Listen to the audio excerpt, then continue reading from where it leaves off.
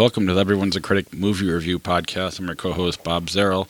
I mean, who wants to have sex with a guy named Bob? Oh, Bob. Just doesn't sound right. Oh, Bob. Bob. Oh, Bob. Oh, Bob. Bob. Bob. Bob. With me, as always, is professional film critic Sean Patrick. I am the smart. I am the smart. S-M-R-T. I mean S-M-A-R-T. And Josh Adams. That's Jaime. Protege of mine. Ranked number 32 in the federal prison system. 32? That's right. Out of what, 20? Visit us at IHateCritics.net, Everyone's a Critic Podcast.com, IHateCritics.com. We're on Facebook with the page and the group. Our Twitter and Instagram handle is CriticsPod. Follow us there, like us there, friend us. You get your top fives, watch trailers, read Sean's reviews, interact with us. And it'd be nice to get our social media numbers up, I guess. We're on Apple Podcasts, Spotify, Google Play, or Google Podcasts, whatever it's called now, Stitcher, wherever you can listen to podcasts. Please go to Apple Podcasts, subscribe, rate and review the show. We'll read your review on the air. And Patreon, IHateCritics.net/Patreon is the best way to help support the podcast.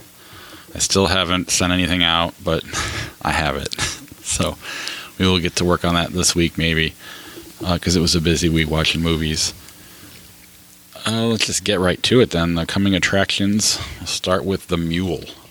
Clint Eastwood, back to directing and trying to re-earn our trust. As opposed to what he did earlier this year. Whatever the hell that was. He's playing an old man who takes a job and finds out that he's a drug mule.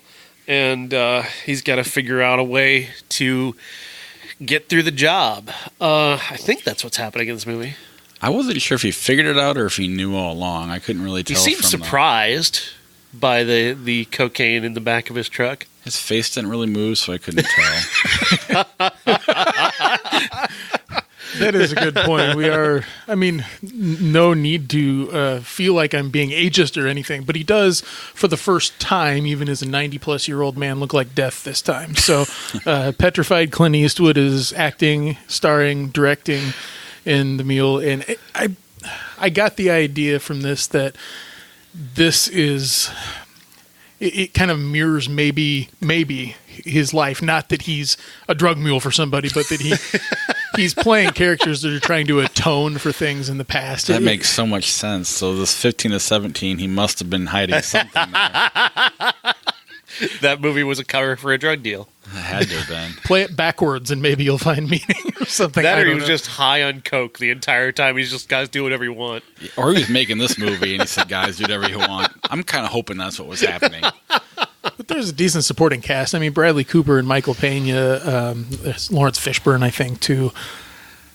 It's a decent cast. And I think with his movies, you know that despite the abnormality of the Paris film, most of them are pretty standard, if not have the potential to be great. So it's being released in December, I think, which gives me the thought that he thinks, and perhaps the studio thinks, that it's worth being released in December. They also know his name, and the fact that he always releases his movies at that time of year. Shows you just how much... But no, because he's always had, not always, but a lot of times he has two a year. Sure. One earlier in the year and one later in the year. He tends to find that spot in December and stick with it. Right. Just hopefully there's no real drug mules in it. The Upside. The Upside. This is a remake of a French film. The name of The Untouchables is what that's called. And it's an extraordinarily well-reviewed film. Very much beloved. And they've been trying to turn this into an American feature for a very long time. Bryan Cranston is a man who's in a wheelchair. He can't move anything below his neck. And Kevin Hart is the guy who comes in to be his nurse of sorts, even though he's not a real nurse. He's just kind of a guy who's looking for a gig and happens to entertain the guy in the wheelchair. I don't know. I'm interested to see Kevin Hart not be serious. I don't think he's being entirely serious, but I guess this is the most close to serious he's ever going to be. So I guess that's interesting. It's a January release. Is that right?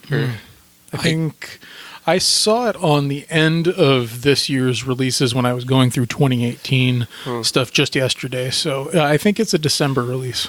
Interesting. But like not like the award December release, like the feel good December The release. after Christmas, use all of your gift certificate release. I think I heard somebody referred to it as downsizing.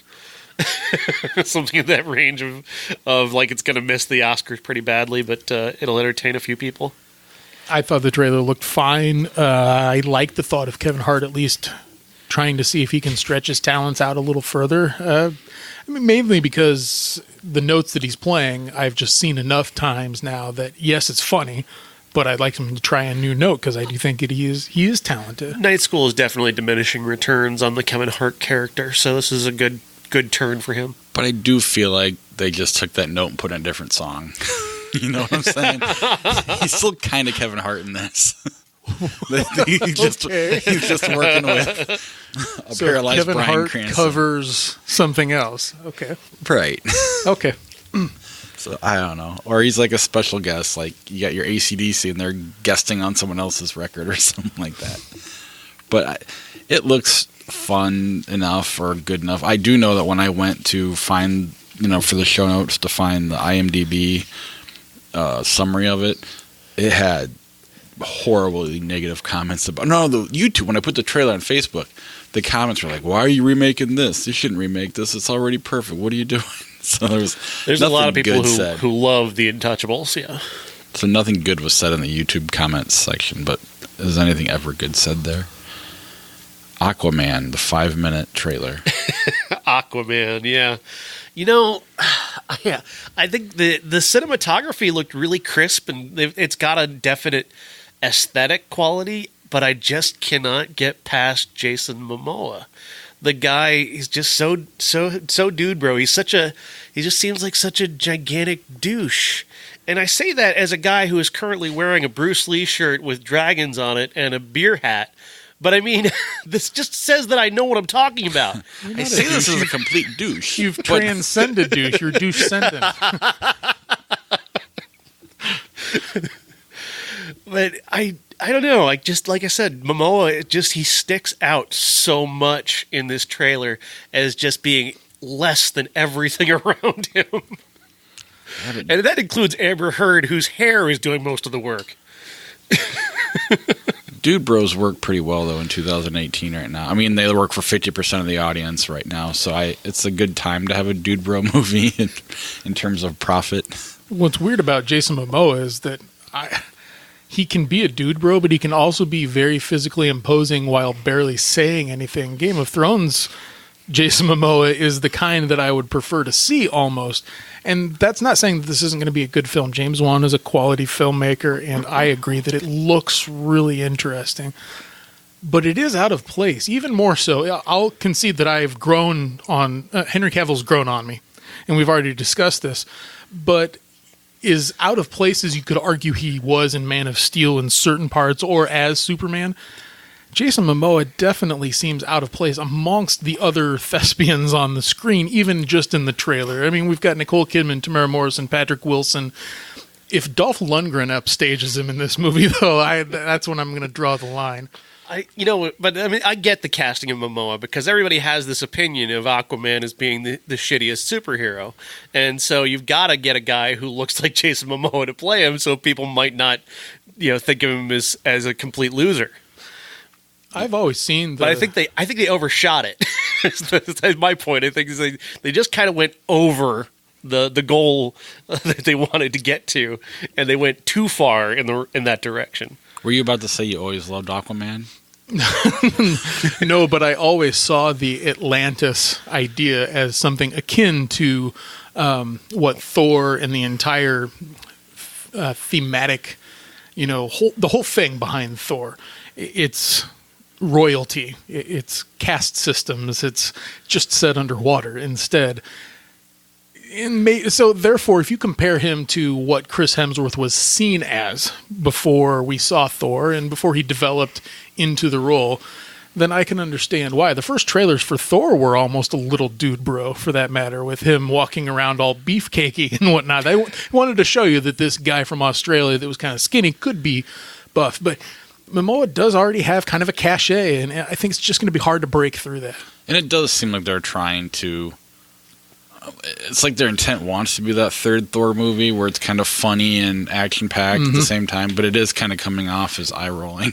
Yeah, you don't want to go after Ragnarok if you're not Taika Waititi. Like you don't want to go there if you don't have the goods like he did. And I don't think James Wan's a fine director, but with Momoa he doesn't have it. Momoa is not Hemsworth. Hemsworth took time to develop, but Hemsworth's got it now. And they gave him several movies to get there too. You know, he's in the Avenger movies and which the is two Thor whereas movies. they seem to be rushing Momoa. Right. And then Mortal Engines, a second trailer. Ooh, man, I'm off of this one. This one's giving me a Jupiter Ascending vibe right now. It's that level for me. I have no idea what is happening in this movie, not the least bit, and I'm completely lost watching this trailer. I don't know what I'm looking at. Predator cities. I mean, like cities that attack and hunt other cities. Right. The concept is very high-level science fiction. Like, if you wanted different, this is different. That's for sure. So was Jupiter Ascending. But I did praise that film's ability to decide we're going to swing really hard on this one. We could end up on our feet. We could be a Javi Baez, instead of a John Olerud. For those baseball fans that understand what I'm talking about, compact versus wild swing. But the point is that both guys are good. You need to come up with someone who's not good. I'll work on that one. Someone whose career ended when they swang the bat. I could work Negatively. on that one too. Not like John Kruk, like, all right, I'm done. But like... I like this. I'll work on it. But it's not Peter Jackson directing as well. And when this movie comes out, you guys will be put out of your misery when it comes to Lord of the Rings movies. We'll get to the Return of the King, and by then, and when are we going to get the Two Towers? That's what I'm worried about. I would imagine that either my next or the turn after my next turn will be the Two Towers. You say he's not directing? He's not directing this one. He's only a producer on this one. Man, this is going to suck. Once I learned that he wasn't directing, which I should have known some time ago. Who's directing? I don't know. Jesus, this is sounding more and more like a nightmare now. But as an executive producer, though, or as a producer, I mean, this is his stuff. This is his collaborating partners as well. So they're not completely inept. It's just that their last effort that we saw was the last Hobbit movie, which was really bad. So, who's Christian Rivers? Christian Rivers? Never heard of him. You want to say? Is he our lead? He has directed 3 things. And one's a short, and one's a segment of a multi-short, 4 or 5 different movies in one. Dear God. So this is his first movie. Yeah, what you want to do is start with a movie this massive with your first movie, because that always goes well. I was looking at this yesterday to see when it was released, and I'm pretty sure it's the first part of December. If I had to put any bets on, if we start to hear any buzz about indie films that people want to release wide in December, I can imagine a scenario where they kick Mortal Engines back to February in the same spot that Jupiter Ascending was in. I'm not kidding. That worked so well for them. Well, no. But would you rather try your hand at maximizing February returns or try and go up against all of the residuals from November as well as the upcoming the week before Christmas has got 3 major releases on the same day. Oh, he also worked in the storyboard department on the Lord of the Rings movies. He was visual effects department. And in the art department. He was uncredited in the art department, though. Wow. I'm not going to totally write him off, but it doesn't sound good. I'm not ripping on those positions. I'm just saying you don't start with something like this. He was a visual effects supervisor on The Hobbit, Lovely Bones, King Kong, the Lord of the Rings movies. And he did fine work, but for that. So it should look good. All right, movies that came out this week. Venom, $80 million worth of Venom on the opening weekend. I did not see that coming. No, I don't think anybody did. And only all of the articles that I read said that this was going to be a huge hit. Not any of the critic reviews, though. I don't read critic reviews. Just yours. I don't read anything. So. Yeah, there were a lot of critics, I think, who started writing really negative reviews just based off of what they were hearing about it, honestly. And that's to call a lot of people out, honestly. I mean to do that because I think my critical brethren were eager to pounce on a movie that they thought was going to fail and be on that one and say that I was the person who said how bad this was and that it was going down. And frankly speaking, I watched it. This is not that bad. This is not a great movie, but it's not terrible.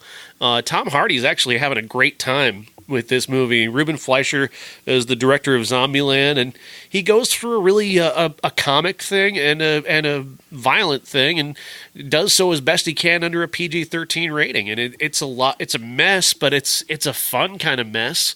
Eddie Brock is a reporter in Silicon Valley. He is a crusader. He's got his own TV show where he interviews homeless people and talks about the homeless problem and all that stuff. So he's very serious and very meaningful. He's got a good life until he decides to interview this Silicon Valley CEO played by Rez Ahmed, and he finds this piece of evidence on his girlfriend's computer that proves that he's experimenting on homeless people, and he steals it and uses it live on television, and obviously gets him fired, and then gets his girlfriend fired, and then she dumps him, and his life is shit. So he gets a tip 6 months later that the homeless experiments are going on, and they're even worse now.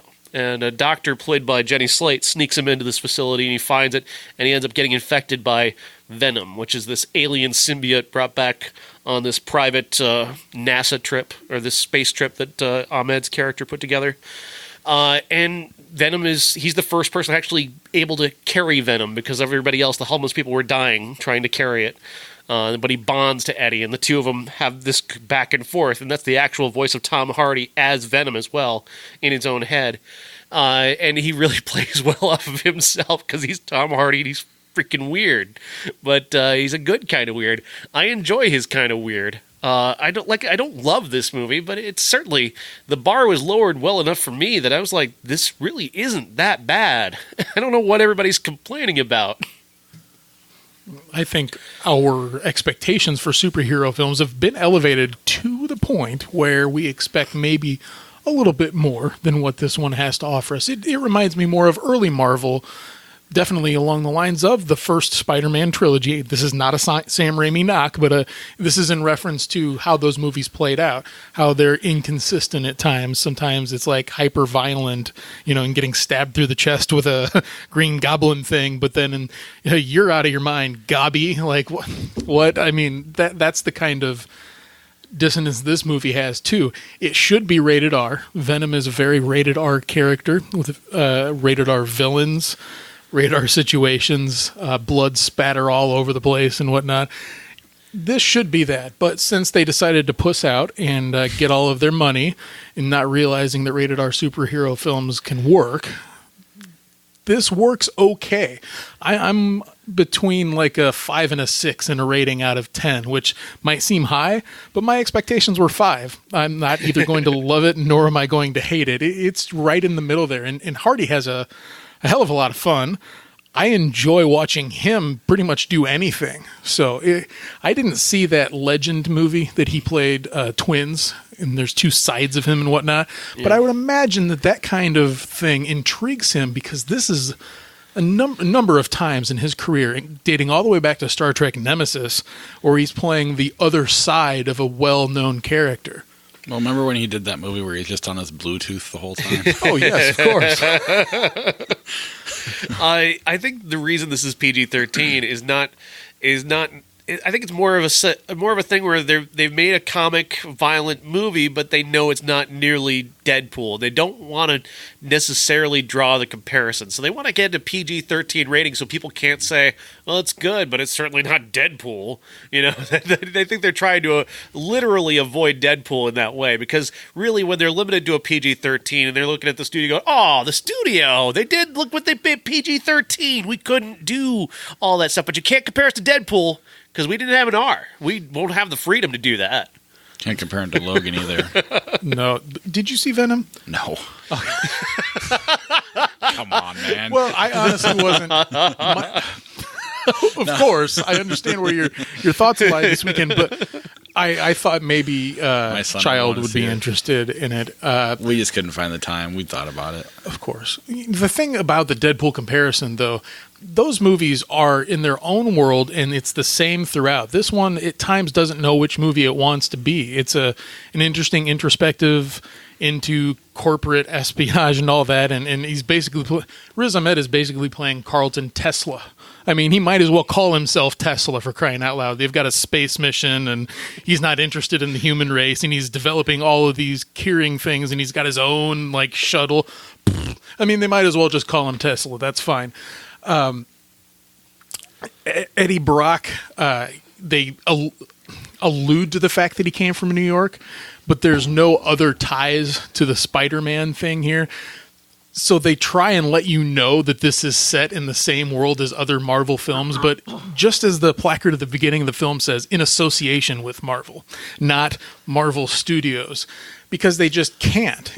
And for a moment there, I was thinking the reason they turned it PG-13 was not just because of the dollars, but because they maybe made some story concessions to bring Venom into the Marvel Cinematic Universe. And then you could see Tom Holland at some point at the end of this film or in the end credits. And to me, that would have maybe made a little bit of difference instead of this cynical idea of, well, we don't have this attached to his main foe. It would be like having the Joker without the Batman, perhaps. We are getting, I believe. That is an origin story. I will allow for that to happen. This isn't. It is, but it's set But in the origin already was going. Yeah. Spider-Man was already around when the origin started. I got it. Exactly. So I was hoping to be a little less cynical than this film ended up being. And because of them going for that PG-13, they withhold in moments that you wish that they would have gone a little more balls out on. And I was worried about my son seeing this. He saw it twice this past weekend, and I had no qualms about this one at all compared to some of the other things. They do swear a lot, but other than that, yeah. Now, are they bringing Deadpool into the Marvel and X-Men? I read somewhere where there was another merger, and now they're going to be able to be part of the... Disney owns Fox now. So characters like Deadpool and the X-Men and Fantastic Four, it's under Disney's wing now. But the one statement that I heard about Deadpool already is that he's his own thing. They've proven that it can work, and I think Deadpool will stay. See, I read somewhere that Ryan Reynolds will be part of the DC universe or the Marvel universe for a long time, or something like that. I don't remember. I guess maybe the context is out, but I don't remember who said it or what. I just saw something about it. He's definitely going to be part of it or something like that. That would be interesting. Be different. Leave No Trace. Yes, this is Deborah Granick, the director of Winter's Bone. This time, she loves these backwoods milieu, these odd little places in the world where, or especially in America, where we don't even realize they exist. They're just completely out of time and away from the rest of the world. And this is a story about a soldier and his daughter, a former soldier, played by Ben Foster, who's decided to really keep his daughter as far away from the real world as possible. So he's taken her into the woods and raised her out there, keeping her, teaching her survival techniques, teaching her to read, and teaching her, she's a relatively smart kid from being, homeschooled in the woods. And that's the kind of thing that kind of fascinates Deborah Granick, and she puts a lot of detail and a lot of color into characters like that. And it helps to have a guy like Ben Foster, who you look at him and go, yeah, I believe that guy would live in the woods for for several years, over a decade. Yeah, I'd buy that. His intensity is something that he can drive a scene without doing anything, because you just look at his face and those eyes and you're going, what is he going to do next?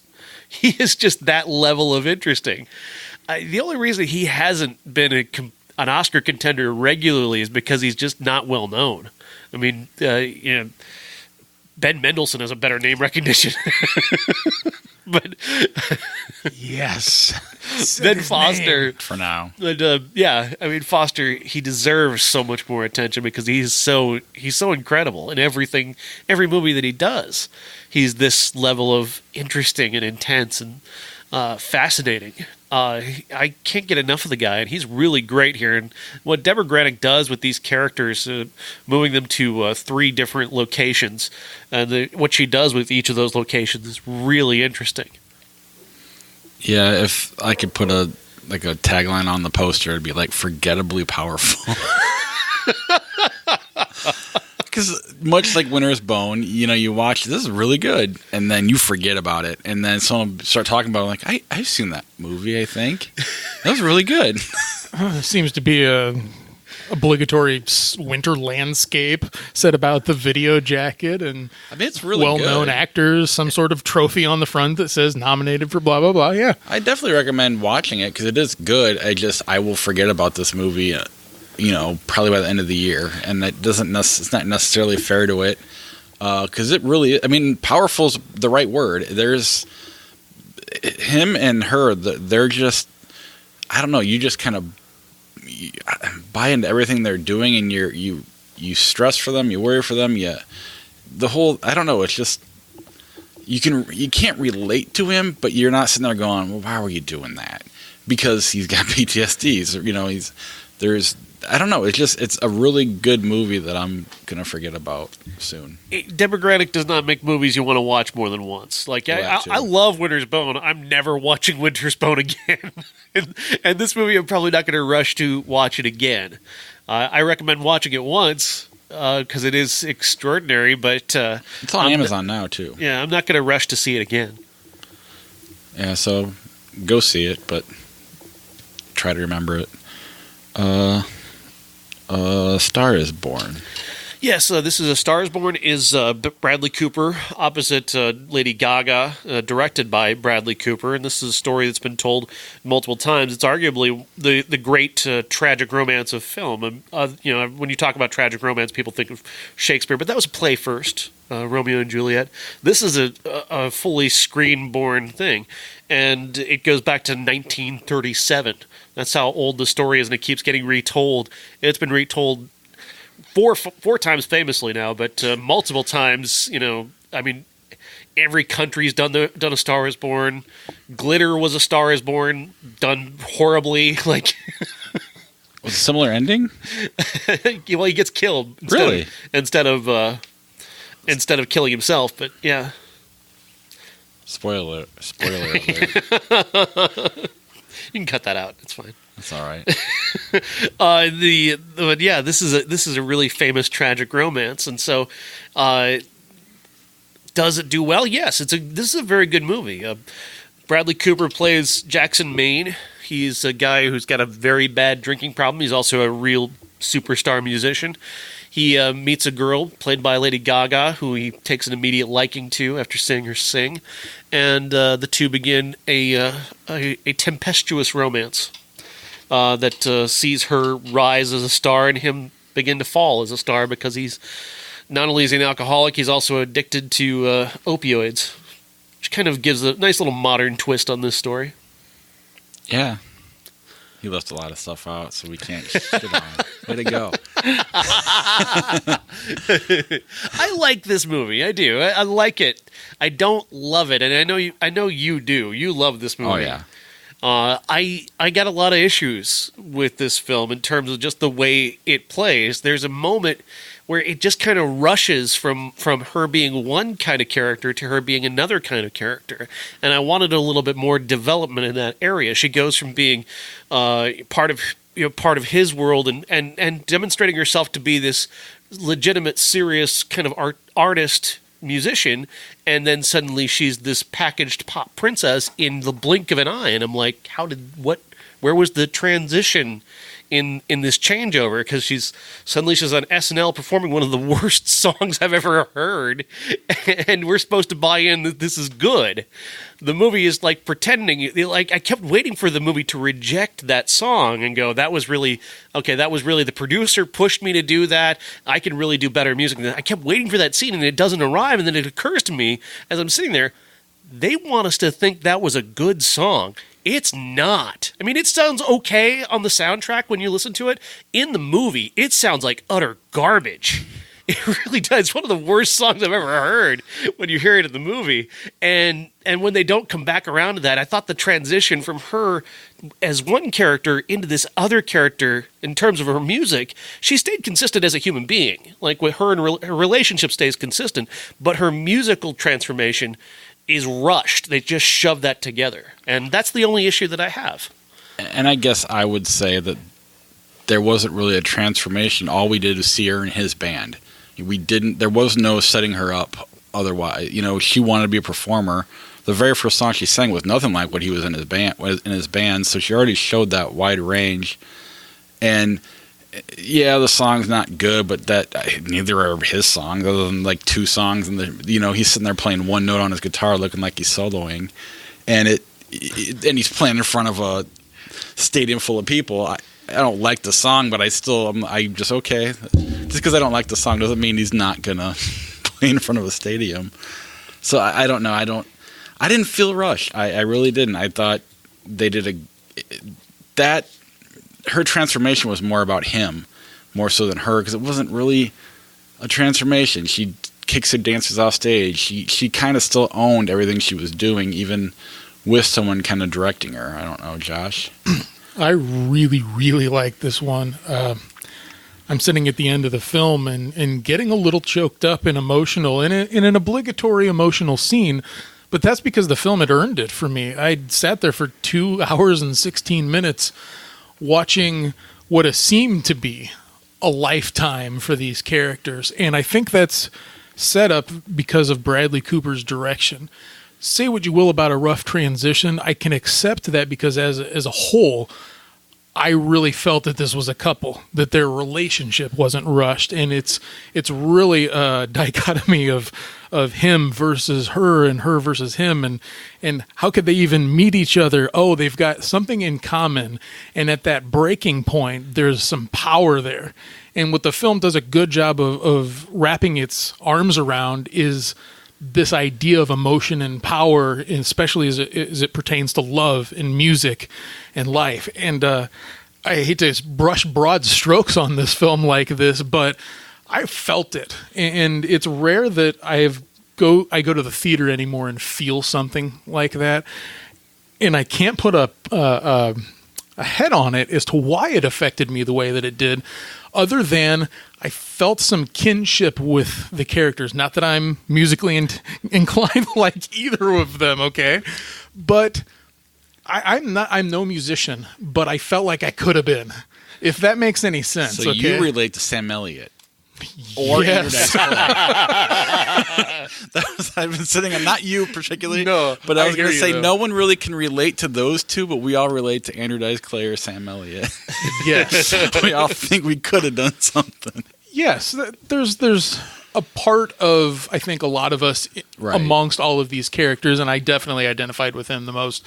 But that power of when you find somebody that shares a particular love of you that you have, and it just blossoms from there into something else, I can really wrap my arms around that. And this one does it better than a lot of other romances that I've seen. Most are so truncated and obvious.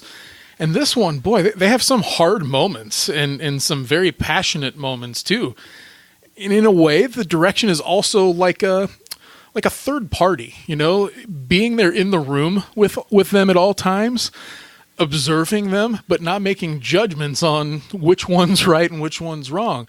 I think it's an incredibly powerful first-time directing from Bradley Cooper. So far, I've got to say, it might not end up being the best movie of the year, but it is certainly my favorite movie of this year so far. It's my number 2, and I think I think it's a perfect movie. I just think number 1 was perfect too, and that's completely original. This one's a remake of a remake of a remake. But that scene where they play that song in the shallows or whatever might be the best scene of the year so far. I don't know. It's not like she just said a couple words and then all there's a song exists. They allow you to, you don't sit in the parking lot with them the whole time. They don't show all 3 hours they were there. They just show a few minutes, allowing you to, in your mind, say, okay, they just hadn't worked on the song a little bit. I completely bought into that. Right, and that was really, really cool the way he did that. And that, I don't know. I've been listening to that song over and over again all weekend long. My wife's like, "This is like practically country music." I'm like, "No, it's not. It's more like Neil Young." I like the ending of this movie, but I spent all week with The Star Is Born. I watched all 4 movies, and as much as this is a solid ending, but it kind of felt to me like this is more Candle in the Wind than it is like a really like a really great send off kind of song. And especially I think it loses something because Streisand's finish in the '76 movie is so powerful. Like, she just kills that ending. It's really, I find that ending to be incredibly powerful. And that's a movie that didn't really move me nearly as much as this one did throughout, because Christopherson's not great, and it's a lot looser. Pearson's not as good as of a director as Bradley Cooper shows himself to be, honestly, even though Pearson has a lot of history behind him. But the momentum that she builds in that final scene, and when she starts belting out his song, it just floored me. And I wanted Gaga to do that. I wanted Gaga to blow the damn doors off, because I know she can do it. And they held back, and I was like, oh, well, yeah, that was good. I like it. I'm moved, but it wasn't. It was not what I was wanting it to be. I just because I think you could definitely take it that way. What happened with me in that scene is seeing her have to compose herself, especially when they cut to when he's singing it for her. Right. I thought to myself, oh, that's all the power that I need right there. I don't need the song to overshadow what these two characters felt for each other in that particular moment. And she's channeling that. It's like we're getting into her head with that flashback. And any other person that isn't a star like her, right, that has that kind of moxie, might break down in that moment, you know? And he wasn't strong enough to take care of it. She's strong enough for it, and she can perform his song like that, and he might not have been able to. Her lips, like, she had her teeth, like, almost cut her bottom lips open. They had a nice close-up of that at the end of the movie, too, which was, I don't know why that matters, but, you're biting your lip to keep yourself from... Of course. And I think that scene going back to them at the piano does kind of make up for the, and I don't even want to call it a lack, because I think most people, half the audience at least when I went, hadn't seen the Barbra Streisand version. Mm-hmm. The other half clearly had. But I can't, part of me wishes I hadn't watched all 3 of them going into this, because I had no idea that what happens at the end. So that would have been pretty awesome to find out on my own and not know going in.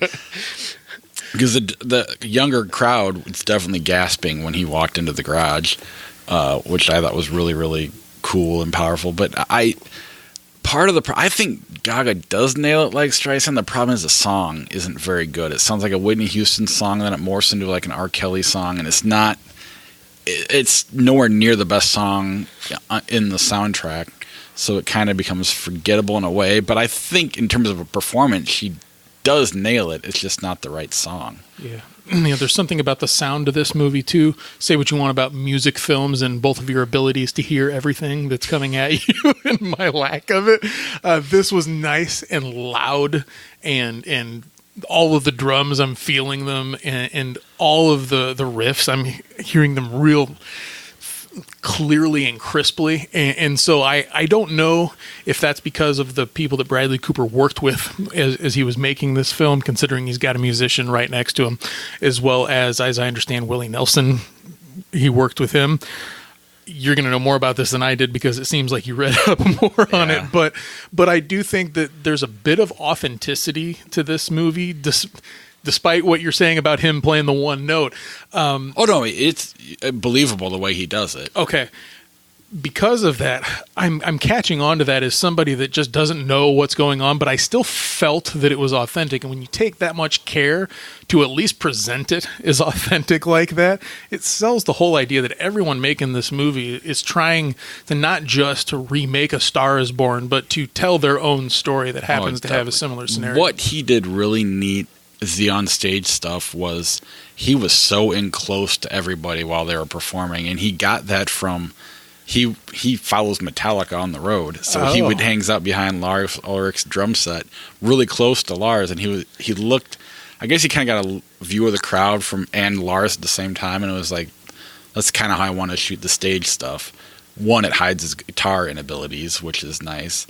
But two, it really does bring, because he was doing it in front of like Coachella or something like that. I mean, he actually went out and filmed some of these scenes at big festivals, if I'm not mistaken. I believe, yeah, but also Willie Nelson concerts as well. Right. Yeah, some of the big ones were like Coachella or whatever. But yeah, it's really, the way he filmed those scenes was just really smart. It gave you this energy of being on a live concert, but two, it hid his playing, which is, I mean, he did learn. You could tell he knew what he was doing to an extent. But to me, that wasn't a flaw by any stretch of the means, that he wasn't playing while he was singing. I mean, part of it, what I want to talk about, involves the other movies, which makes it so. There's things I did not like in the other two of the other three, like the awards scene. The way they do it in the other movie. I don't know. Did you watch? Which one did you watch? I watched the 37 version and this one, so I bookended the stories. So you got to skip kind of the two bad ones. My intention was to watch the Garland one. But. Oh, that's the worst one. That is utter crap. But my apologies to George Cukor. And for you, you might be okay with this, because I think in the 37 one, the Oscar scene does kind of work. It really part does. of it is due to the timing, how tight that movie is, and I think it works here at the Grammys. It does not work in the Streisand or the Garland version at all. I mean, there's no way they'd get to the stage to do what they do. The way he does it here is kind of perfect. It's like they knew what was wrong and they tried to make it make sense, and that was a big one for me. And then obviously the spoiler alert, the death scene at the end. This one seemed the most, I hate to say well thought out, but in terms of a director, it made the most sense of all of them, I thought. The way he went about it, as opposed to just being drunk and doing something stupid, or or just jumping in the Pacific Ocean. Yeah. It was the most powerful for me, the way they led up to it, and I don't know, that scene he has with his brother before he does it, just powerful stuff. I mean, I love the way they do it in the 37 movie. I thought the way they set that up with him overhearing what he's doing to her career, and those cutaways to Frederick March in bed, nearly in tears, knowing that he can never change, he can never pull himself together well enough to be with her and not be a harm to her career and to who she is. That hit me hard. It really did. I'm not saying I didn't like that one. I do not like the other two. I appreciate the Streisand one to a point. The Garland is a piece of garbage. I don't know why anybody thought that was any good, but I really love what Frederick March and Janet Gaynor did in 37. That moment when she walks up to the microphone at the end and says, "This is Mrs. Norman Maine." I was just, that to me felt as big as Streisand's crescendo at the end of the 76 movie. Like, that declaration it moved me. Like, I was crying when she said that. That was really huge, a huge moment, and Janet Gaynor just nails it. Well, the reason that works so well, not to totally get to our classic beforehand, but in that version, it was more about the way the media and the way the public perceive him. In this one, it was more about their love story, so they kind of took it a step backwards, and they went back to the piano, which is why that was really powerful for me when they went back to the piano and did that. The Streisand version was somewhere in between. It's probably more like this. It was a cool. I didn't like the song. It was very show tuney, so she did an amazing job, knocked it out of the park. But I like the way. It's different, the way that Bradley Cooper decided to just shrink it a little bit, which is different than what the other movies did, but that worked for me quite a bit because of that piano scene. The scenes that you're talking about with Frederick March, realizing, and you can see it in his face, the sadness. Bradley Cooper does his own version of that a couple of different times. The last moment that they have together, you can see it in his eyes. They should be happy in that particular moment. He's going to come see her later, but he's already been affected by what he's heard, and there's no going back for him. And I just felt so awful for him in that moment, and then the subsequent moment, because it's almost like he does such a good job of portraying how difficult it is to get over certain things. that it's almost there with you as a character. It's so thick. And so when he closes the garage door, it's powerful and it's not surprising because you realize just how much he has to overcome himself, and he's given up on himself. He's not given up on her. In fact, for him, this would be an act of love. Right. And whew, that's something. And like I said, this movie gives the feels. I may be elevating this film more. You're not, because you're right. He went in there in his mind. He's saving her career and her happiness by doing what he's doing. He's wrong. There's other ways to do it, but that's what he's doing. And it's, I don't know. It was just, like I said, I really, truly think it's a perfect movie. I was concerned about whether or not my feelings for this movie are because of the lack of feels at the cinema over the past almost calendar year. Possible. But gosh, I'm with it a day later. I've been listening to the soundtrack all day too. I'll be honest, I'm only listening to 2 songs, but I tried my hand at Evergreen too, just to see what it was all about. It's something that my mom talked about a lot. I mean, it's a sexy scene in the movie. I'm sure. Even if you don't like Streisand, watching her and Christopherson, watching her sing Evergreen while he's kind of going around her and kissing her and touching her while she's doing it, and the way she's looking at him, it's sexy as hell. Oh, yeah. It really works. That movie is just far too inconsistent, especially because Chris Christopherson, first of all, he's a singer. Is he really a singer? Oh yeah. He's more of a singer than an actor. He's a terrible singer in this movie. He's awful. Like, he's almost unlistenable performing in this movie. There's like unnecessary special effects with like motorcycles and shit in this too. Yeah. That I also think drives it on stage, and like it would do a lot more than that. It's not just gonna get caught on a wire and knock a microphone over. The way he's driving it. And then he like does a weird Evel Knievel jump, but it looks like this, like on The Simpsons or something. It doesn't look like a real person did a jump. And that it also came down to his dusting was kind of like that too, and it just kind of took me out of the movie. Oh man, yeah. I love to break the hearts of the Streisand movie people because they talk about it as a car crash. And no, he's killing himself. That's a suicide. He had a beer in his hand. He was not going to pick up some guy at the airport. He was going to drive off the road. That was his intent the whole time. But that's also part of the problem with the movie is, it's not clear enough. You have to really be paying attention to know. And you're right; it's very inconsistent. He's this rock star, but there's like show tunes throughout this whole movie because it's Streisand. And then I had a similar issue that you've had with Sigourney Weaver. Not that she's naked in the movie, but it's just like saw a lot more of Barbara Streisand than I ever thought I'd see. Yeah, I understand what you're talking about. I've heard that about it. The last thought that I'll have about this recent version are the performances of the main characters. We've talked about Cooper as a director and Lady Gaga being at least strong as a performer, of course, but as an actress, I don't understand what. A lot of times you see singers, rappers, whatever the case may be, and there's something missing. They're good at performing within their particular world.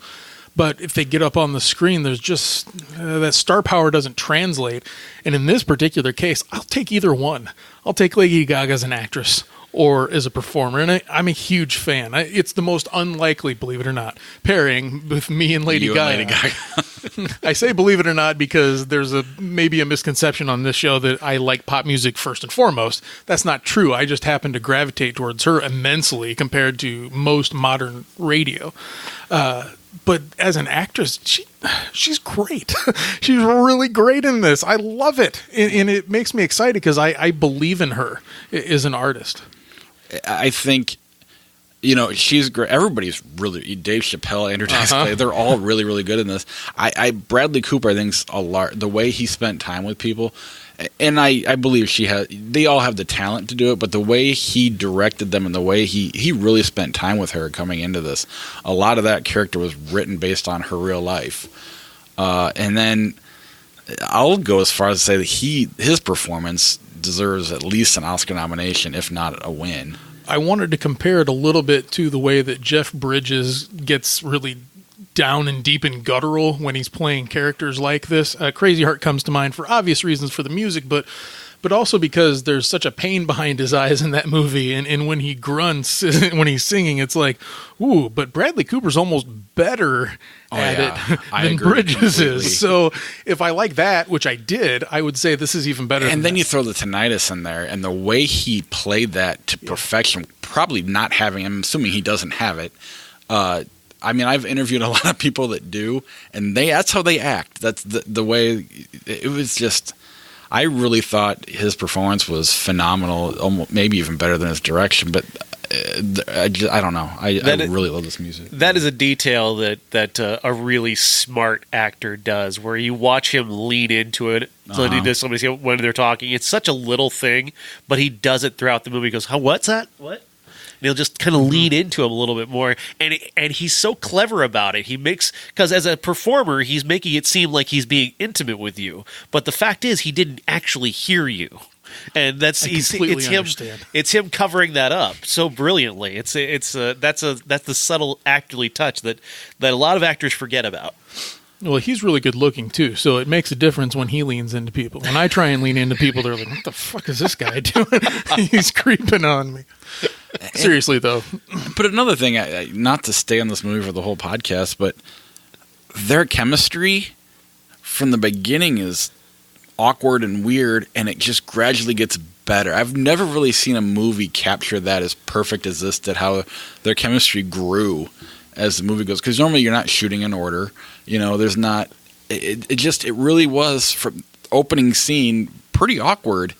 And he's drunk, she's confused, and they captured that perfectly to the point where you could be like, God, their chemistry sucks. But by the end of the movie, I don't know, that's really, really impressive to me that I don't see a lot of movies get right. Because most of them think that love particularly is written in the stars, and no matter what happens, they're automatically love at first sight, you know.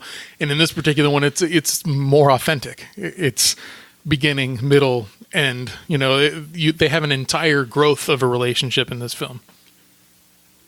And it's more I want to talk about.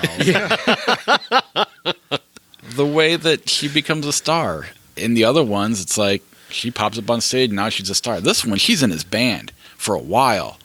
And he doesn't lose everything either, which is another thing. If you're playing stadiums, you might briefly lose it, but you're just going to go down a little bit. You're not going to go away. They did that well too here, that the other movies didn't do as well, aside from the 37 version, which I guess we should probably get to before we talk about everything.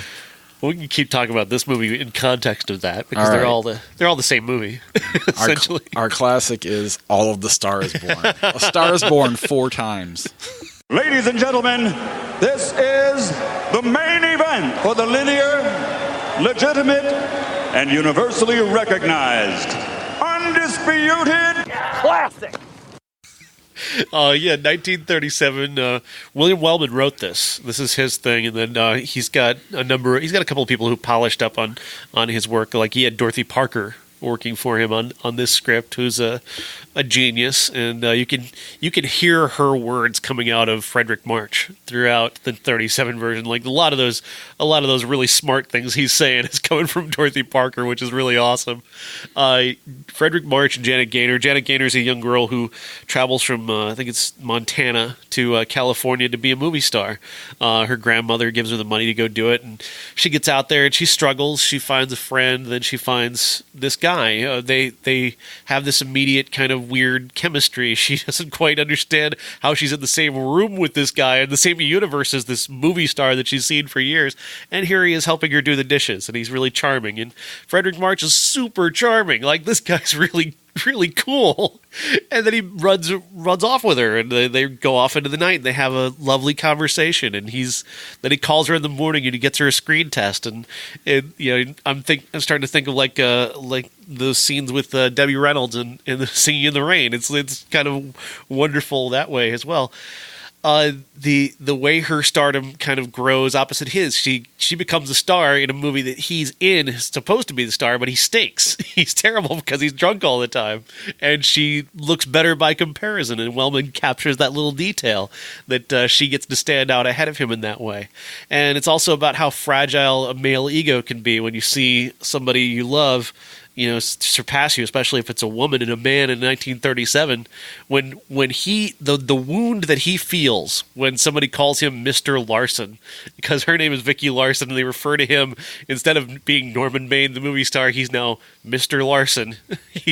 That wound, that turn right at that moment when he walks in the room and she's smiling, he walks right past her to go get a drink. Like, oh, the pain, the heartache, oh God, that just killed me.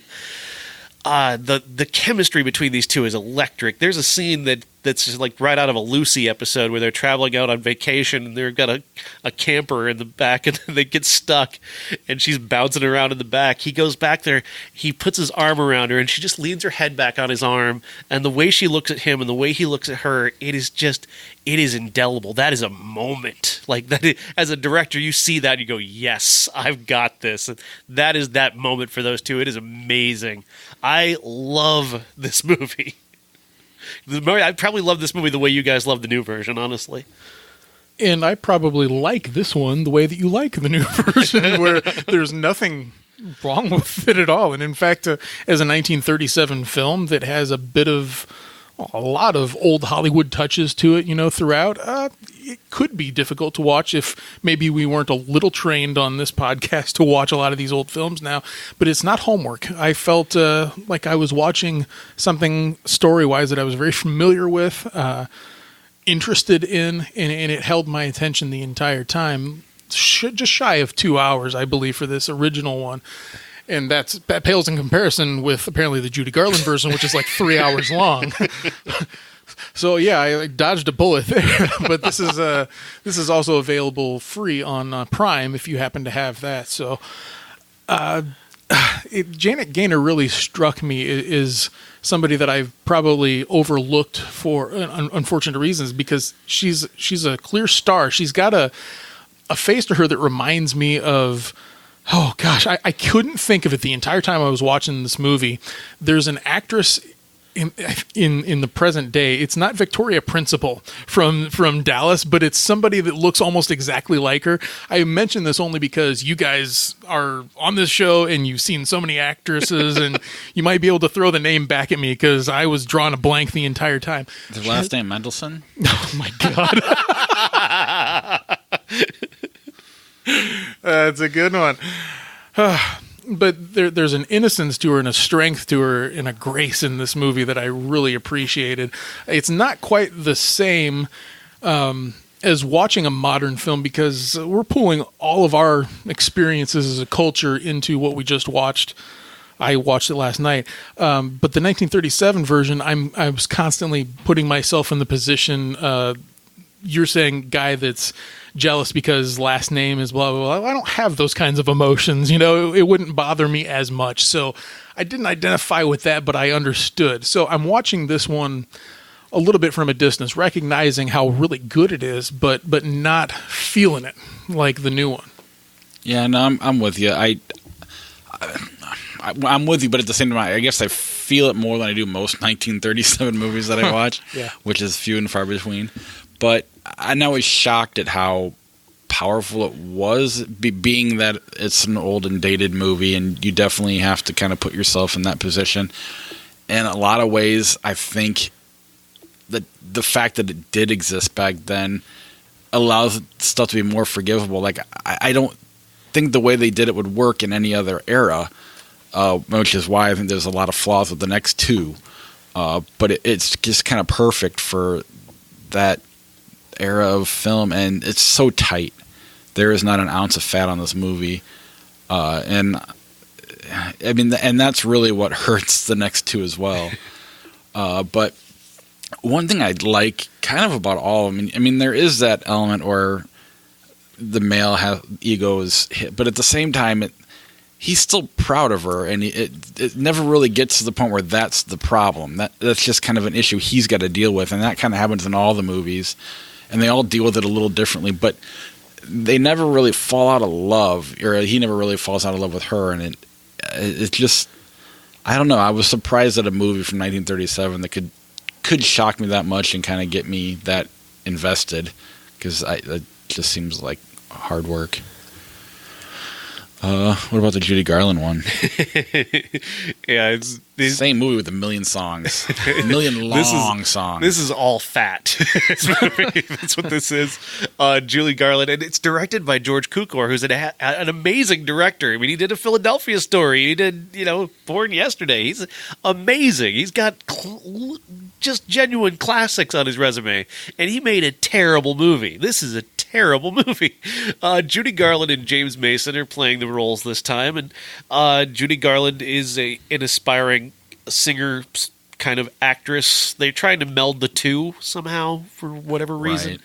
And there is like a whole half-hour thing where we watch another movie.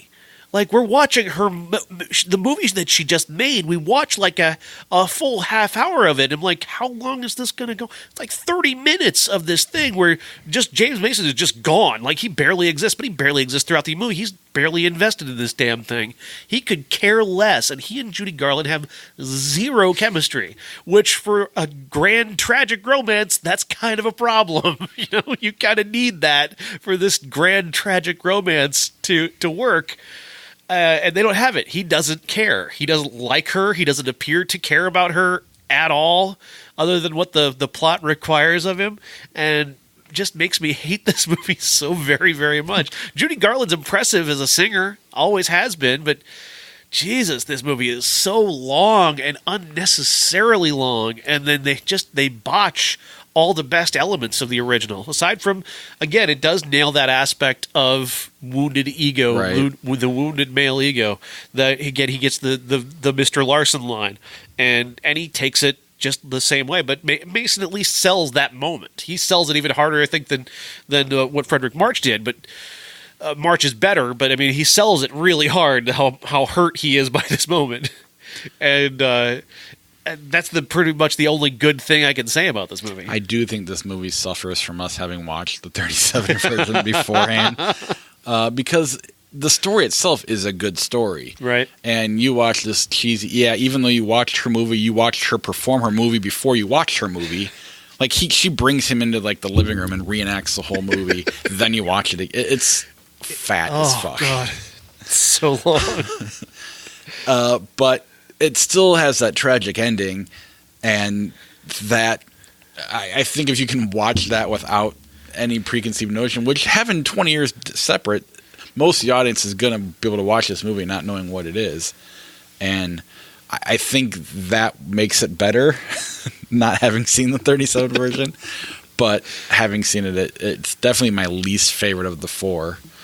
What about the Streisand version? The Streisand version from '76 with her and Chris Christopherson. They've fully moved everything into the music industry in this one, with Christopherson being a rock star who kind of stumbles over this singer played by Barbra Streisand. They kind of spark together, and then he brings her out on stage, and she sings and becomes a star immediately, just like that, just like nothing.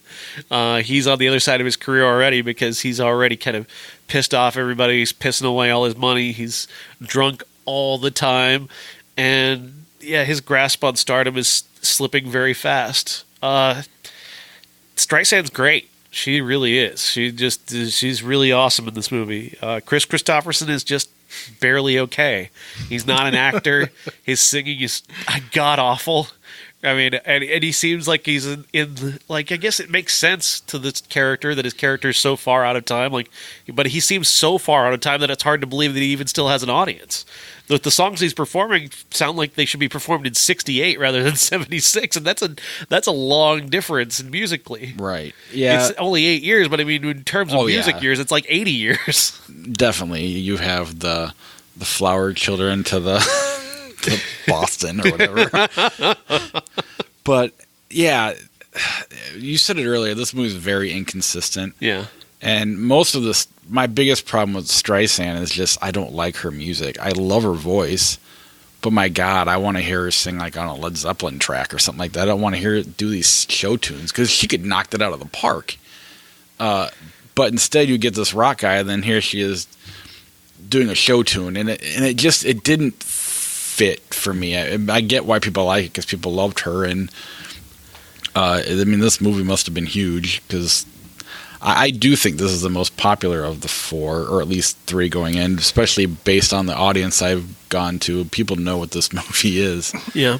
You know, my parents had the vinyl soundtrack of this one, and of all of the times that I flipped through all of their albums, I flipped through this one just a little faster because I think there was something about Barbra Streisand looking slightly like sexy on the cover of the album. I'm not 100% about that one, but well, they're like naked hugging each other, but it's from like their shoulders up or something like that. That's what it was. Then I had this memory of it being a little risque, and so flipping through it. But my parents definitely seemed to like this. I mean, I definitely think she's the best singer of the four, far and away. But her and Gaga have this.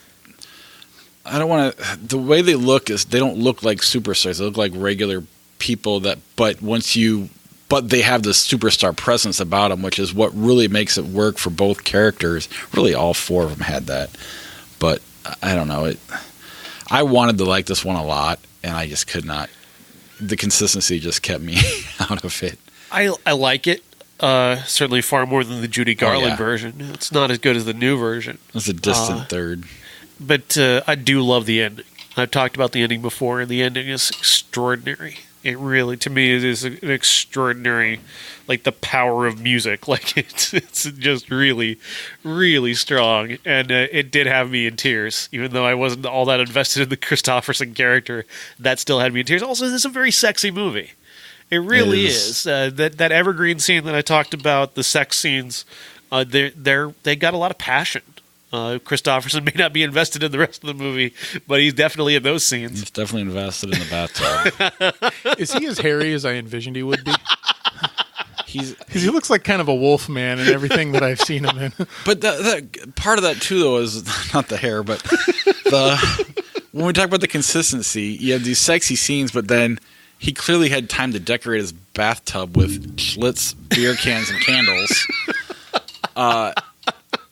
So while it's sexy, at the same time you're watching going, when did he do that? Tell me you didn't think that at some point. He's doing arts and crafts. But they were just in the bed. Drunk. Now they're in the bathtub. At some point he had to put the beer cans and candles in there. And then light them and then not knock them over. Put your top five. Who's your top five? All right, top five. Top five actors that direct. Jason from New Mexico said just use my hashtags, which should be like Bradley Cooper, Mel Gibson, Clint Eastwood, Stallone, Jordan Peele, Elizabeth Banks, Greta Gerwig, and George Clooney. More than five. Cousin Jeff had Tommy Wiseau, Jordan Peele, Madonna, James Franco, and Wes Craven. Josh? I have a top five that's created by directors that I've seen at least two of their films and have really liked two of their films. So that's why Bradley Cooper isn't on this list yet. If he makes something else as good as this one, then yeah, clearly he's in this top five. But Woody Allen is number five. Not so much as an actor, but as a director. I mean, Annie Hall and Manhattan are really magnificent movies. Kenneth Branagh, he's like the most consistently solid actor-director that I've seen. I say that because Mel Gibson, for example, would have been the number four in theory, but The Passion of the Christ is so polarizing to me. I think of Apocalypto and Braveheart and whatnot as like, well, those are really, really good, but yeah, that one didn't quite do it for me, so I left him off. Three is Ben Affleck. Everything that he's directed except Live by Night has been extremely strong. And I was really looking forward to him directing a Batman movie, which is no longer going to happen. Two, Clint Eastwood. I can name probably a dozen Clint Eastwood directorial efforts, some that he's in, some that he's not in, that I've really enjoyed. Number one is Zach Braff. I mean, he's 2 for 2 with let's move on. 2 top 50 movies for me. I figured I would get a groan there. I couldn't reach the volume knob. For me, I had number 5, Clint Eastwood. He should really be disqualified for making. I mean, it really is that bad. It is the worst movie ever made. Right. You can say all you want about The Room.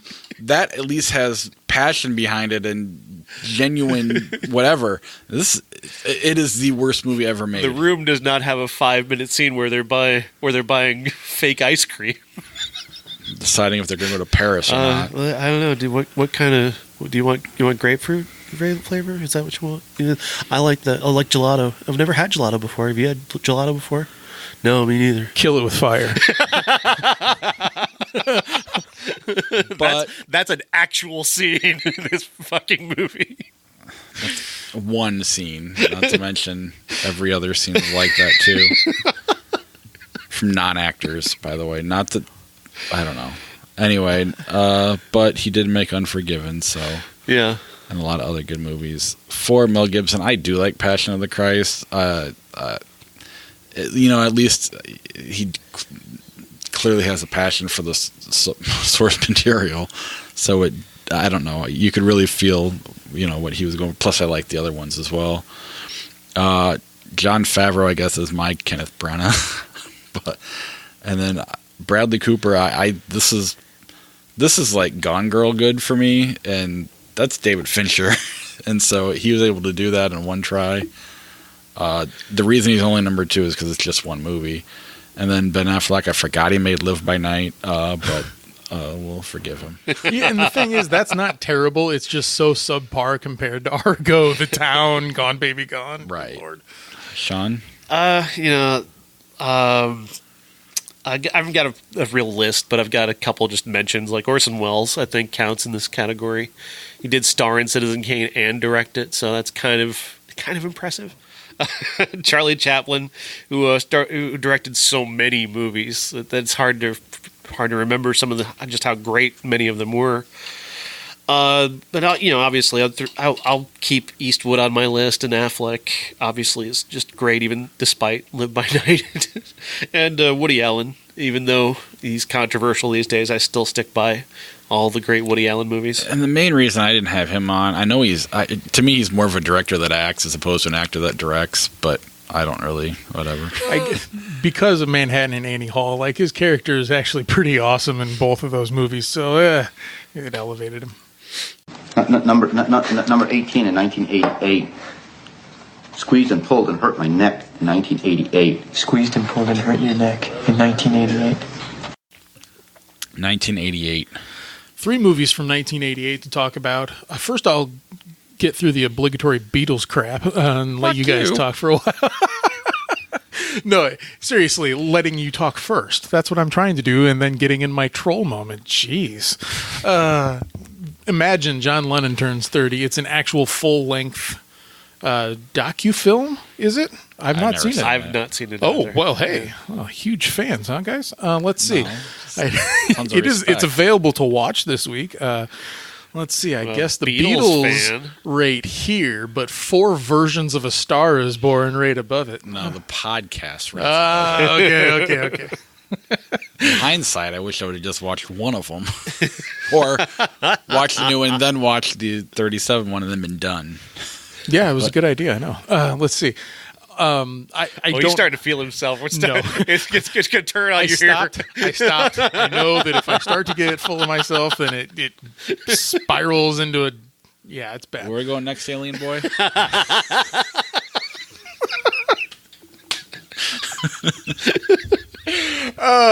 Alien Nation.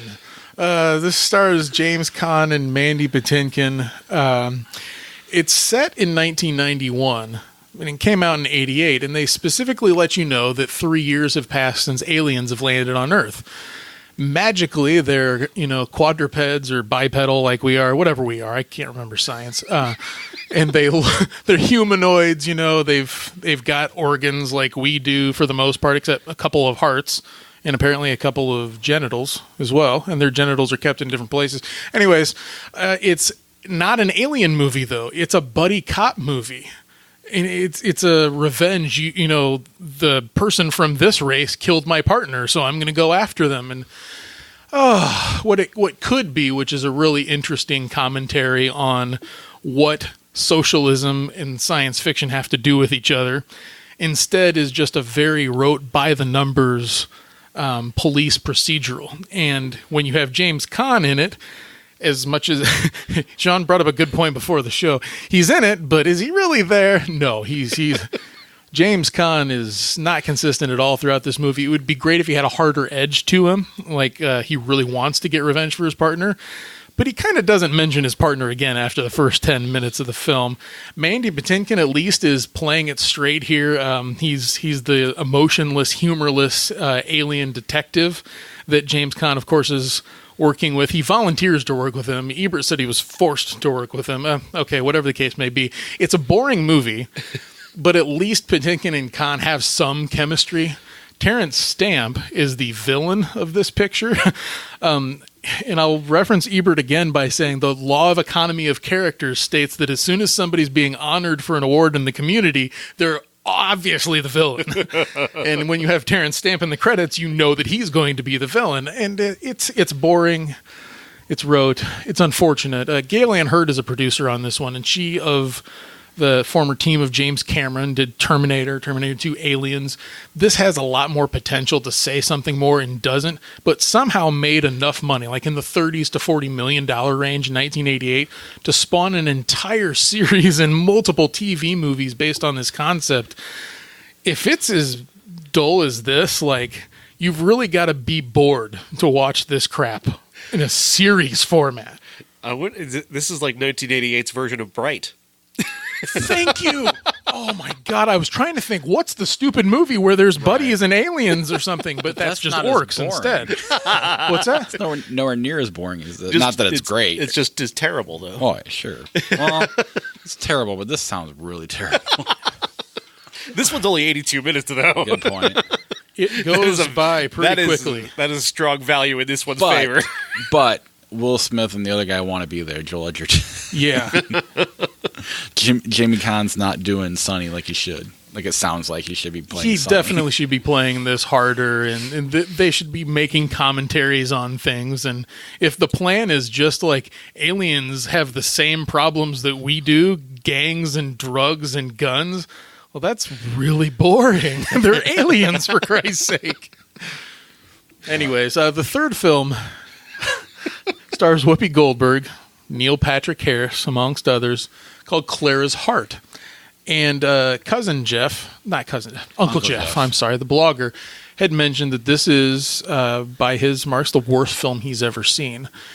Now, it's available to stream if you wanted to watch it this week.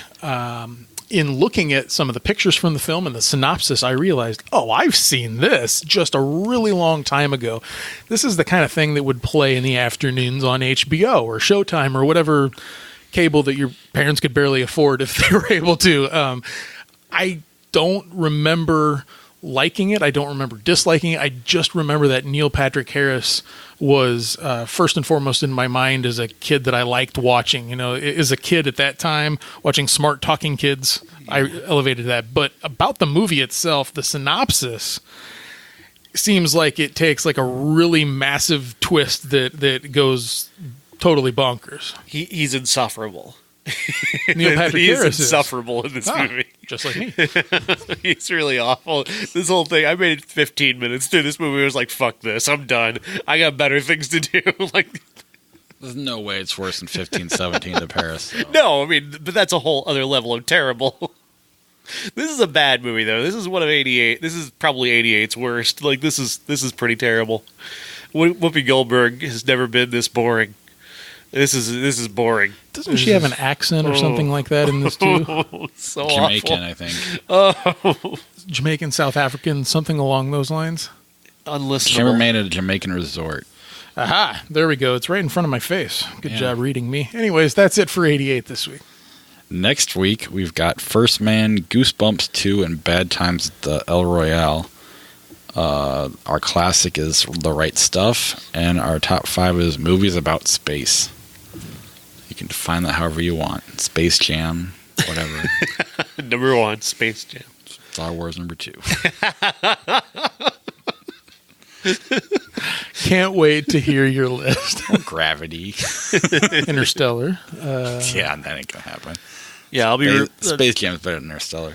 I'll be writing about this week. I'll be writing about Hidden Figures. Hidden Figures. I'll be writing about Apollo 13 and The Right Stuff this week. What are your thoughts on Bad Times at the El Royale? Is that a little too Coen Brothers meets Tarantino? I don't know. I really don't know what to make of it yet because I like this director a lot, Drew Goddard. What he did with Cabin in the Woods was so smart. It looks really good, but I worry that it's trying to be something it's not. But I want to know where that Hemsworth character is going. I'm fascinated by the way that they've portrayed him in the trailers. He's really the most interesting thing. I think he's supposed to be kind of like Charles Manson. Somebody described it, and I really want to know where that's going. Yeah, I had a thought in my head watching this trailer again today that, is this a movie about hell? Like, we're just a couple of weeks behind with the movies about hell, and this is going to be some allegory that way, but that lends itself to that. All right, that is our show. I do want to thank our Patreon supporters before I let you go. Let's start with our key grip level and Charlie Messing.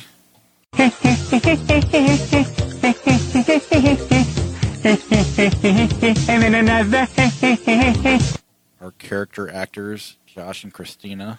I think this is the beginning of a beautiful friendship. Our special effect level, Corey. May the Force be with you. Our associate producer, Jason from New Mexico. Everybody has to eat shaving cream once in a while. And our movie stars, Dave Severs and Uncle Jeff. I want the truth! You can't handle the truth! If you want to be a Patreon supporter, ihatecritics.net/Patreon. It's the best way to help support the podcast. We have a lot of merch to hand out, so please come on board. Like us on social media, subscribe to the show on Apple Podcasts, rate and review the show, or read your review on the air. Otherwise, we will see you next week. That ought to do it. Thanks very much, Ray. And we're the three best friends that anybody could have. We're the three best friends that anyone could have. We're the three best friends that anyone can have. And we'll never, ever, ever, ever, ever leave each other. We're the best three friends that anybody could have. I mean, the three best friends that anybody could have. That's right, the three best friends. The Mask of Zorro or LA Confidential? LA Confidential. Agreed. I'd say A Star is Born, but I don't know which one will pop up. The Truman Show or Misery? Truman Show. Well, if you type in A Star is Born, you can pick any of them. Okay. Truman Show. Like with Misery. Do you want to do A Star is Born? No, that's okay. I was just... Which one? I fancied myself a small flick chart expert all of a sudden and decided to tell you what to do with it. Which one do you want to do? Got all four of them pulled up. Let's do the new one. Let's see just how much your recency bias hits this one. I know what it did to me today when I ranked it. A Star is Born, Godzilla 2014. A Star is Born? Yep. Mission Impossible 3. Oh, I love Mission Impossible 3. Fuck you. I love Mission Impossible 3. Yeah, that's my pick. Star is Born. By a lot. Pan's Labyrinth or A Star is Born. Star is Born. I had this one earlier today. I picked A Star is Born. I do like Pan's Labyrinth a lot. I do but too. A Star is Born is that good. Mission Impossible 3 over Pan's Labyrinth. I love Mission Impossible 3. Star is Born, Close Encounters of the Third Kind. It's still A Star is Born for me, clearly. It's a space movie. Music movie versus space movie. It's going to win every time. Not a single part of the movie takes place in space. Aliens. Okay. Alien movie. I apologize. Well, I'm going to choose A Star is Born. Close Encounters, but yeah, it doesn't really matter. The Shining. The Shining or A Star is Born? I'll take The Shining. Yeah. Star is Born, but barely. Yeah, I'm with you there. Donnie Darko. I'll take A Star is Born over Donnie Darko. And now I've gone Donnie Darko. I'm going A Star is Born. I've reached my midpoint here. I would go Shining over Donnie Darko as much as I like Donnie Darko. Star is Born, Dogma. Star is Born. That's a hard one. I mean, it's Dogma, man. Come on. Because I like that a lot, but Star is Born. I mean, if you did Gone Girl or Dogma, I don't know what I'd pick. That's kind of where I'm putting this movie, is kind of on that level. But I've seen Dogma like 50 million times. I have to go Dogma. Josh went away once, so it's fair. A Star is Born, Texas Chainsaw Massacre. Texas Chainsaw Massacre. I will go with A Star is Born. I'll go with Texas Chainsaw Massacre, but that's close. A Star is Born or Heat. Star is Born. This is another one I had today. I really had. This is my dogma problem. I probably shouldn't be saying that out loud. Out myself as a terrible movie fan. I get it. Oh, everyone already knows. Star is Born. It's A Star is Born for me. But it's kind of like Heat's on that lower level of movies like this. I like Heat a lot, but it's like close to perfect. Just I don't know. Star is Born or Jaws? Jaws. Jaws for me as well. Yeah, probably. Star is Born is our 11th favorite movie. It ended up at number 67 for me, which, I mean, I would... Well, yeah, cracking your top 50 is ridiculous. Well, to crack the top 100 at this point is kind of ridiculous. So for it to eke in there, and I'm not quite as well rounded yet, but it was an impressive feat. Anything else you want to do, flick chart wise? We're at 125. Sully or Wayne's World 2? Sully. Yeah, if it was the original Wayne's World, I would go with that. I do like Wayne's World 2, but for all the wrong reasons. True Romance or Rambo? True Romance. True Romance. Cars or Billy Madison? Cars. Fishing with Gandhi. Cars. Yeah, but Billy Madison's fine. Quantum of Solace or King Kong? King Kong. Any King Kong. And I love Daniel Craig, but... It's the 05 King Kong. Saw 3 or Misery? Saw 3. Saw 3. Misery. Oh. No, wait, I'm sorry. Misery. What the hell am I doing? I have no idea. I was shocked as you were. That's the one where they twist the bones out, right? And for whatever reason, I was trying to compare if that was the one with the bones you just twisting picked Saw out. 3, and it's the Saw 3 win. God damn it. Yes. Crash 04 or When Harry Met Sally? When Harry Met Sally. When Harry Met Sally. That was a hanging Chad vote right there. You know? Total Recall or Dread? I've never seen Dread. I've seen Dread. Which Total Recall? 90. It does make a difference for me. Well, yeah. You haven't seen it, so we can skip it. All right. Total Recall or Judge Dredd? Not really. I'm waiting for it to load. Of course, our Lords of Flatbush. Lords of Flatbush. Stallone and Henry Winkler. No, I've not seen that one. Now it went Total Recall or Blow. I didn't even pick anything. It just switched on me. Total Recall. I still haven't seen Blow. It's free. It's a when I joined that Movies Anywhere program where you download all your digital copies and whatnot, it gave me Blow for free. You always like free blows. I agree. Tremors or Total Recall? Total Recall. Total Recall. Tremors.